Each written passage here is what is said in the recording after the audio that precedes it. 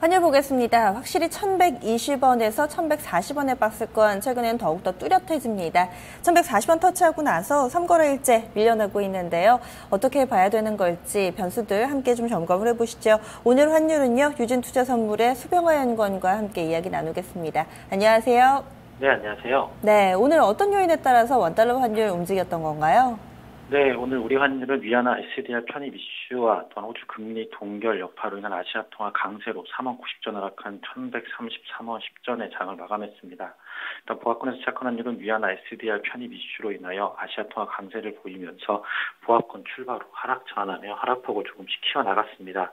거기다 주식시장에서 상승 여파로 인한 위험 선호 심리와 통계청이 발표한 소비자 물가 지수가 큰 폭의 상승률을 보인 것도 추가 금리 인하에 대한 기대가 완화되면서 매도세가 유입되면서 환율은 1130원 초중반대까지 하락하는 모습을 보였습니다.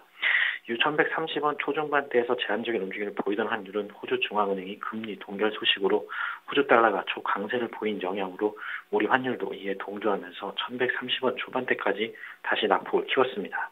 1130원 초반대에서 저점 결제 수요 유입으로 하단이 지지된 환율은 1130원 초반대에서 하방 경직성의 흐름을 보인 후 막판 저점 매수세로 1133원대에서 장을 마감하였습니다. 글로벌 환율 전반적으로 봤을 때 가장 키워드는 이 위안화였던 것 같거든요. 이 위안화 SDR 편입이 현지 시간으로 4일 중 결정된다라는 내용 전해지고 있는데 이 부분 조금 더 쉽게 풀어서 좀 설명을 해주시면 더 좋을 것 같아요. 어떻게 좀 글로벌 증시에서는 좀 인식을 하고 있는지, 그리고 위안화가 SDR에 편입됐을 경우에는 또 어떤 변화가 있나요? 일단 SDR 편입을 하게 됐다면 어느 정도 위안화가 그 달러 대비 어느 정도 그 국내외 해외 시장에서 중심 달러로서 어느 정도 편입할 수 있는 힘을 좀 갖게 됩니다. 따라서 이로 인하여서 위안화에 대한 그 흐름들이 좀 안전자산 쪽으로 좀 힘을 좀 실어줄 수 있을 것으로 보여서 어느 정도 위안화가 편입이 된다면 달러 대비 아시아 통화들이 좀 강세 흐름을 좀 더 이어나갈 수 있을 것으로 좀 예상을 좀 하고 있는 상황입니다. 네, 그렇다면 내일 원달러 환율에도 영향을 미치겠네요. 어떻게 예상하세요? 네, 일단 내일 외환시장 위안화 SDR 편입 이슈에 따른 아시아 통화 강세 지속 여파로 좀 더 하락 압력을 받을 것으로 보고 있고요.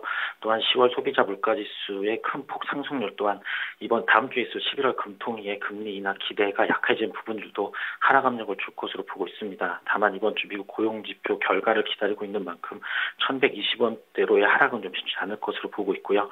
또한 고용지표 호주 기대에 따른 저점 매수세도 시장에 꾸준하게 유입되고 있어 오늘도 1130원 선에서 하방 경직성의 흐름을 보였었던 만큼 내일도 이런 흐름이 좀 이어나갈 것으로 좀 예상을 하고 있습니다. 내일 예상 환율 범위는 1128원에서 37원 사이가 될 것으로 예상하고 있습니다. 네, 말씀 고맙습니다.